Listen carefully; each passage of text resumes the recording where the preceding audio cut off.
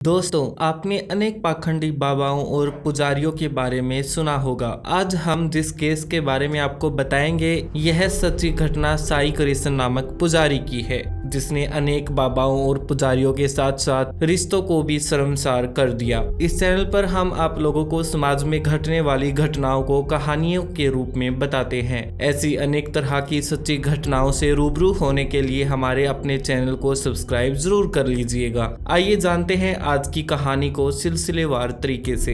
हैदराबाद के सरूर नगर के मंदिर में एक पुजारी रहता था। पुजारी का नाम था साई कृष्ण। दिन में पूजा अर्चना करने के बाद यह पास स्थित एक घर में चला जाता था। यह घर उसने रेंट पर ले रखा था। इस घर में पुजारी की अपनी भांजी भी रहा करती थी। 5 जून को साई कृष्ण माथे पर तिलक, गले में माला और सफेद कपड़े धारण करके हाथ में फोन लिए हैदराबाद के इंटरनेशनल राजीव गांधी एयरपोर्ट की पुलिस चौकी में जाते हैं। वहां जाकर बताता है कि उसकी भांजी कुरुगंती अप्सरा 2 दिन से गायब है। यह बात सुनकर थाना प्रभारी कहते हैं कि वह शिकायत दर्ज करवा दे। शिकायत में साई कृष्णा लिखते हैं कि उनकी भांजी अप्सरा को भद्राचलम जाना था, तो उसने उसे सुरुंग नगर से कार में पिक किया और शमशाबाद में ड्रॉप किया। जब पुलिस ने पूछा कि तुमने उसे भद्राचलम की बजाय शमशाबाद में क्यों उतार दिया, इस पर साई कृष्णा ने कहा कि उसकी भांजी ने कहा था कि वह शमशाबाद उतर के आगे अपने दोस्तों के साथ जाएगी। साई कृष्णा आगे बताते हैं कि 2 दिन बीत गए हैं, अभी वह भद्राचलम नहीं पहुंची है।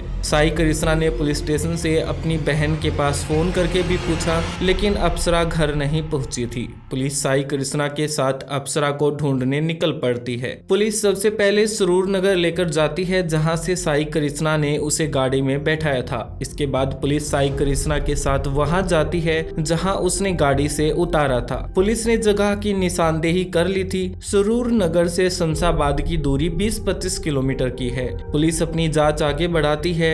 पुलिस आसपास के लोगों से पूछताछ करती है, मगर उन्हें हाथ कुछ नहीं लगता। अप्सरा के दोस्तों तथा रिश्तेदारियों में पूछा जाता है, लेकिन कहीं से भी अप्सरा के बारे में कोई सुराग नहीं मिलता है। तभी पुलिस स्टेशन इंचार्ज को आइडिया आता है, क्यों ना रोड पर लगे सीसीटीवी कैमरा को खंगाला जाए। पुलिस सबूत जुटाने के लिए सरूर नगर से लेकर शमशाबाद के 3 और 4 जून के कैमरा की वीडियोस देखती है। 2 दिन तक लगातार सीसीटीवी रिकॉर्डिंग देखने के बाद पुलिस को पुजारी के ऊपर शक होता है। दरअसल सीसीटीवी में पुजारी सरूर नगर से अप्सरा को पिक करता तो दिखाई देता है, मगर शमशाबाद में कहीं ड्रॉप करता दिखाई नहीं देता। केस में कहीं और कोई सबूत ना मिलने के कारण पुलिस का शक पुजारी के ऊपर आ गया था। पुलिस पुजारी को पूछताछ के लिए स्टेशन बुलाती है। पूछताछ में पुजारी अपने बयान बदलने लगता है, जिससे पुलिस का सारा शक हकीकत में आ गया था। जब पुजारी से कड़ी पूछताछ की जाती है तो पुजारी सच उगलना शुरू करता है। पुजारी बताता है कि वह शादीशुदा है और उसकी पत्नी है और 2 बच्चे हैं, लेकिन वह अपनी भांजी से भी प्यार करता है।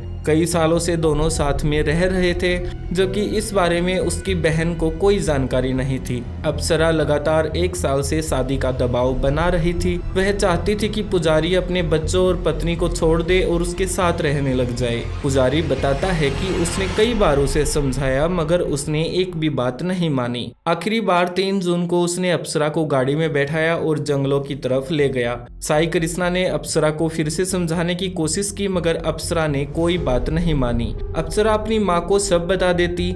इसी डर से साई कृष्णा ने अपनी भांजी की हत्या करके उसके शव को एक मेन होल में छुपा दिया, यानी कि शिविर में। पुलिस अगले दिन पुजारी को उसी जगह पर लेकर जाती है जहां उसने शव को छुपाया था। काफी देर मशक्कत करने के बाद पुलिस शव को बरामद कर लेती है। शव की हालत पहचान करने योग्य नहीं थी। पुलिस इस घटनाक्रम की जानकारी मीडिया में देती है और अप्सरा की मां को बताती है। यह सब सुनकर अप्सरा की मां के पैरों तले जमीन निकल गई थी।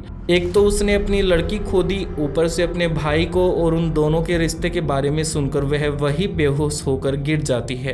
पुलिस पुजारी के खिलाफ चार्जशीट तैयार करके उसे कोर्ट में पेश करती है, जहां से उसे हैदराबाद जेल भेज दिया जाता है। फिलहाल मामला विचाराधीन हालत में है और कोर्ट में चल रहा है। हमारे देश में 100 में से 90% पुजारी पाखंडी हैं। कई लोगों को ये बात बुरी लग सकती है, मगर सब नहीं हैं, पर बहुत ज्यादा हैं। पाखंडी पुजारी और बाबा देश के भोले भाले लोगों को अक्सर ठगते रहते हैं। अनेक बाबा जेल में भी हैं। हमें कोशिश करनी चाहिए कि धर्म के नाम पर गलत काम करने वाले बाबाओं से बचें। आप अपने धर्म के अनुसार उस धर्म की पवित्र किताब को पढ़कर ज्ञान हासिल कर सकते हैं, ना कि पाखंडी पुजारी या फिर किसी और के चक्कर में पड़ के। कहानी और मेहनत अच्छी लगी हो तो चैनल को सब्सक्राइब जरूर कर दीजिएगा। धन्यवाद।